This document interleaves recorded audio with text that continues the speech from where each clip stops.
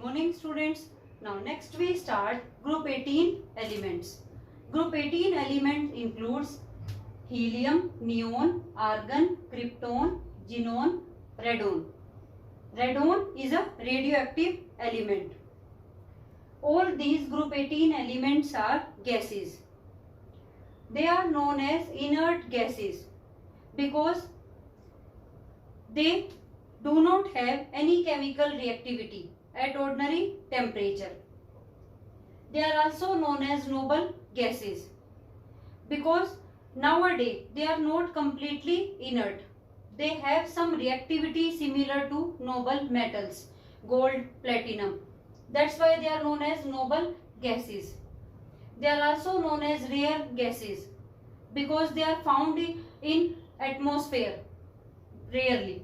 That's why they are known as rare gases. If we discuss some properties of group 18 elements, now first we start with electronic configuration. Electronic configuration जो Nobel group 18 elements की है वो क्या NH2NP6. They have completely filled outermost shell. Existence की बात करें अगर तो they are monoatomic, colorless, odorless gases. Next, atomic radii. They are the largest atomic radii among all groups because atomic radii in this group corresponding to van der Waals radius. So van der Waals radii is larger than all radius. That's why group 18 element has a larger atomic radius than other group of elements. Next, if we discuss ionization energy, as they have completely filled outermost shell, so they have very high ionization energy, so they required high amount of energy to remove outermost electron. Next, electron gain enthalpy, as they have completely filled outermost shell, so they have no tendency to gain electron, so they have zero electron gain enthalpy. Or in case when they gain electron, then high amount of energy is required to gain this electron. So either electron gain enthalpy may be zero or highly positive. Ease of liquefaction. As you all know कि these gases have weak van der Waals forces, so they do not liquefy easily. But as we move down the group from helium to radon, van der Waals forces increases as size of element increases. So ease of liquefaction increases. From helium to xenon, as radon is a radioactive element, ease of liquefaction increases. अगर हम solubility की बात करें तो they are slightly soluble in water. These gases are slightly soluble in water because of non-polar nature. So these are the general physical properties of group 18 elements. From these properties we conclude that noble gases are less reactive, noble gases are chemically inert because they have completely filled outermost shell, they have high ionization energy, they have zero electron gain enthalpy. So this is all about physical properties. Next we start discovery of noble gas compounds. Before 1962, no compound of noble gases are known. But in March 1962, Neil Bartlett, एक scientist था Neil Bartlett, इसने क्या notice किया आप देखिए. But in 1962, Neil Bartlett noticed that a powerful oxidizing agent, which is platinum hexafluoride, combined with dioxygen and form a red ionic compound. ठीक है, देखिए इसमें किस तरह से डिस्कवर हुआ. 1962 में एक साइंटिस्ट था नील बार्टलेट, इसने एक ऑब्जर्व किया कि एक powerful oxidising agent platinum hexafluoride, when they combined with oxygen, they oxidised oxygen into O2 positive and itself undergo reduction, और ये एक रेड आयनिक कंपाउंड फॉर्म होगा जिसका नाम ये होगा die oxygen oil हेक्साफ्लोरो platinate 5. Oxidation number of platinum is 5. This is a coordination complex. इसमें आप देखिए, अब ये जो पावरफुल ऑक्सीडाइजिंग एजेंट था, इसमें प्लेटिनम ने ऑक्सीडाइज कर दिया O2 को, किसमें? O2 पॉजिटिव में। अब O2 को ऑक्सीडाइज किया 0 2 + 1, तो 1 इलेक्ट्रॉन लॉस हुआ है। अब अगर O2 में से 1 इलेक्ट्रॉन लॉस हुआ है तो नील बार्टलेट ने ऑब्जर्व की some similarities between oxygen and xenon. Oxygen and xenon has some similarities. First similarity is ionisation energy. Ionisation energy of xenon is similar to oxygen. Ionisation energy xenon की होती है 1170 और oxygen की होती है 1175, तो अप्रोक्सीमेट सेम है। Platinum oxygen के साथ कंबाइन करके इसका ऑक्सीडेशन करा रहा है, इलेक्ट्रॉन लॉस कर रहा है, और जिनोन की आयनेशन एनर्जी भी ऑक्सीजन के सेम है। तो जिनोन के साथ अगर हम इसको रिएक्ट कराएं तो जिनोन में से भी इलेक्ट्रॉन लॉस हो सकता है। इसने इस तरह से ऑब्जर्वेशन लगाई। नेक्स्ट सिमिलैरिटी एक और थी कि जो डायमीटर था, molecular diameter of xenon and oxygen are almost same. तो उसके बेस पे इसने जो पावरफुल ऑक्सीडाइजिंग एजेंट था प्लेटिनम हेक्साफ्लोराइड, उसके साथ किसको रिएक्ट किया? जिनोन को। तो जब इसने जिनोन को रिएक्ट कराया तो कंपाउंड जिनोन के साथ भी फॉर्म हो गया और सेम जिनोन का भी ऑक्सीडेशन करा दिया इसने, जिनोन पॉजिटिव। तो इससे इसको पता लगा कि जो नोबल गैसेज होती है, नोबल गैसेज में जो जिनोन है, जिनोन का भी ऑक्सीडेशन हो सकता है और ये ऑरेंज येलो कलर का कंपाउंड बनेगा। तो इसके बाद डिस्कवरी हुई थी रिएक्टिविटी ऑफ नोबल गैसेज। सबसे ज्यादा जो कंपाउंड थे इन सभी नोबल गैसेज में, वो किसके ऑब्जर्व हुए हैं? जिनोन के। As radon is a radioactive element, as we move down the group ionisation energy decreases, तो सबसे लो आयनेशन एनर्जी किसकी होगी? जिनोन की। Some compounds of krypton are also possible but they are not stable as xenon. तो हम इसमें xenon के ही compounds पढ़ेंगे। जिनोन के इसमें इसने जो डिस्कवर हुए थे कंपाउंड, जिनोन के फ्लोराइड्स हम पढ़ेंगे नेक्स्ट। जिनोन के fluorides, xenon F2, xenon F4, xenon F6। तो large number of compounds of xenon was observed by Neil Bartlett. तो नेक्स्ट टॉपिक अब हम पढ़ेंगे compounds of xenon, fluorides of xenon. Now compounds of xenon. Xenon F2, xenon F4, xenon F6। देखिए, first if we study method of preparation, then xenon react with F2 in ratio 2:1 in presence of nickel, 673 Kelvin temperature, 1 bar pressure.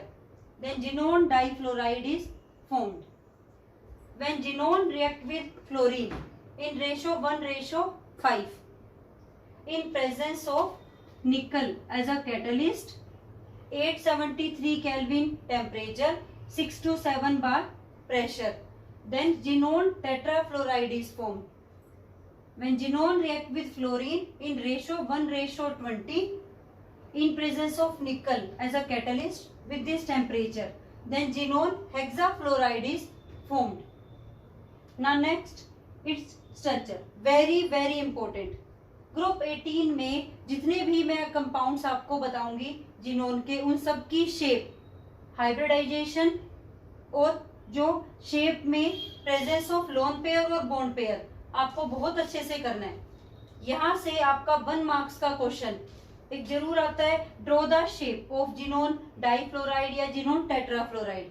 तो देखिए next, first देखिए xenon difluoride, 8 valence electron on central atom plus binding atom कितने हैं? 2 divide by 2, कितने unpaired electron है? 5 electron pair. 5 electron pair में से 2 है बॉन्ड पेयर और 3 है लोन पेयर। तो 5 इलेक्ट्रॉन पेयर है तो हाइब्रिडाइजेशन हो गई sp3d और शेप क्या हो गई? With 2 bond pair, linear. Linear shape होगा xenon difluoride. Next xenon tetrafluoride, 6 electron pair के साथ हाइब्रिडाइजेशन क्या होगी? sp3d2। कौन सी ज्योमेट्री में आएगा? ज्योमेट्री क्या होगी? Octahedral, but due to 2 lone pair shape क्या हो जाएगी? Square planar. तो आपको ध्यान रखना है जिनोन F4 में शेप क्या होगी? Square planar. नेक्स्ट है जिनोन हेक्साफ्लोराइड। जिनोन हेक्साफ्लोराइड में कितने इलेक्ट्रॉन पेयर आएंगे? 7 electron pair. Out of the 7 electron pair 6 bond pair, 1 lone pair. तो ज्योमेट्री क्या बन जाएगी? डिस्टोर्टेड ऑक्टाहेड्रल, ठीक है, with 1 lone pair with hybridisation sp3d3। तो ये शेप्स जो है बहुत इंपॉर्टेंट है, ये आप बहुत अच्छे से करना, ठीक है, वेरी इंपॉर्टेंट। नेक्स्ट अब हम पढ़ते हैं reaction with water. Xenon fluorides react with water and form a large number of products. देखिए, xenon difluoride react with water, 2 xenon F2 plus 2H2O gives 2 molecules of xenon plus 4 molecules of HF plus O2। ये सभी reactions बहुत important है, ये आपके exams में आती है। कंप्लीट द फॉलोइंग, तो आपको ये याद रखनी है। बैलेंस्ड केमिकल इक्वेशन ही आपको याद रखनी है। कंप्लीट हाइड्रोलिसिस है, ये जो तीनों रिएक्शंस हैं ये complete hydrolysis of xenon fluorides. Next है xenon F4 plus water gives xenon as well as xenon O3। तो यहाँ पे आपके 2 प्रोडक्ट्स बनते हैं जिनोन के, एक जिनोन और एक xenon oxide, HF plus O2। Xenon F6 on complete hydrolysis form xenon O3 plus HF। Incomplete hydrolysis भी होती है जिनोन F6 की, हेक्साफ्लोराइड्स की, तब आपके प्रोडक्ट्स बनते हैं जिनोन ऑक्सीफ्लोराइड्स इनकम्प्लीट हाइड्रोलिसिस से। वो भी हम नेक्स्ट टॉपिक पढ़ेंगे अभी, जिनोन के ऑक्सीफ्लोराइड्स। ये तीनों रिएक्शन है कंप्लीट हाइड्रोलिसिस। नेक्स्ट है रिएक्शन विद फ्लोराइड आयंस। तो आप देखिए नॉन मेटल, अगर जिनोन के फ्लोराइड्स नॉन मेटल के फ्लोराइड्स के साथ रिएक्ट करेंगे, देन दीज जो नॉन मेटल होगी, then these non metal fluorides gain 1 fluoride ion from the xenon compound. तो ये गेन करेंगे नॉन मेटल्स के साथ अगर रिएक्ट करेंगे। तो आप देखिए xenon F2 react with platinum phosphorus pentafluoride, then compound क्या बना? देखो xenon F positive, phosphorus F6 negative. Phosphorus gain 1 fluoride ion and form an ion. Similarly antimony pentafluoride form an ion by gain of 1 fluoride ion from genone. But when genone fluoride react with metal fluorides, then metal lose 1 fluoride ion and give to genone. तो यहाँ पे बनेगा xenon F7 anion और metal exist करेगी as a metal positive. तो यहाँ पे M क्या है? M मेटल है, सोडियम पोटेशियम रुबिडियम मेटल। तो इस तरह से आपको ये पता होना चाहिए। अगर आपके पास क्वेश्चन आता है xenon F6 plus sodium F complete the reaction, तो अब मेटल का फ्लोराइड है तो प्रोडक्ट बनेगा xenon F7 negative metal positive, ठीक है। मेटल यहाँ पे क्या है? सोडियम, तो क्या हो जाएगा? Sodium positive. तो ये रिएक्शंस जो है ये 6 रिएक्शंस, ये बहुत इंपॉर्टेंट है, आपका एज इट इज लर्न रखनी है ये for exam point of view. Next अब हम इसमें पढ़ते हैं xenon oxyfluorides. Next xenon oxyfluorides. Xenon form 3 ऑक्सीफ्लोराइड्स, xenon OF2, xenon OF4, xenon O2F2। Xenon OF2 is formed by reaction of xenon F4 with water. Partial hydrolysis of xenon F4 at low temperature forms xenon oxydifluorides. Okay, these are the partial hydrolysis of xenon fluorides. Partial hydrolysis of xenon hexafluorides give xenon OF4. Then reaction of xenon oxyfluoride with xenon O3 give this oxide xenon O2F2. This is a method of preparation of xenon oxyfluorides. अब next देखिए, अगर हम इनकी shape की बात करें तो ये बहुत आसान है। आपको कैसे बनानी है? अब आप देखिए, आपको उसी फॉर्मूले से बनानी है जिससे आपने फ्लोराइड्स की बनाई थी। जब आप सराउंडिंग एटम्स के नंबर लिखेंगे तो ऑक्सीजन की वैलेंसी 2 होती है, तो वो कंसीडर नहीं होगा। तो अब आप इसमें देखिए जो जिनोन F2 की शेप है उसी में आपको मॉडिफिकेशन करनी है। जिनोन F2 में क्या शेप होती है, लीनियर, 2 फ्लोरीन। अब आपको एक ऑक्सीजन इंसर्ट करना है विद डबल बॉन्ड, तो आप एक डबल बॉन्ड के साथ ऑक्सीजन लगाएंगे तो आपकी शेप हो जाएगी टी शेप। हाइब्रिडाइजेशन वही रहेगी आपकी जिनोन F2 जैसी, क्या होगी, sp3d2। सिमिलरली अब आप यहाँ देखिए जिनोन F4 की शेप बनाइए पहले, जिनोन F4, ठीक है, with 4 bonds, 1 oxygen with double bond, तो आपकी शेप क्या हो जाएगी, square pyramidal. Hybridisation sp3d2। Next इसकी शेप में xenon F2 same linear shape, sp3d hybridisation, oxygen 2 oxygen with double bond. Next इसमें अब कंपाउंड है, अब आप देखिए ये आपको शेप अच्छे से ड्रॉ कर लिया आपने। नेक्स्ट एक और कंपाउंड है explosive solid, xenon oxide, xenon O3। ये दोनों रिएक्शन आपने की हुई है, इसकी method of preparation, complete hydrolysis of xenon F6 and xenon F4 forms xenon O3। Xenon O3 की शेप भी बहुत इंपॉर्टेंट है, ये सभी आप ड्रॉ कर लीजिए। जिनोन O3, जिनोन O3 की शेप ये होती है pyramidal, pyramidal shape with sp3 hybridisation, ठीक है।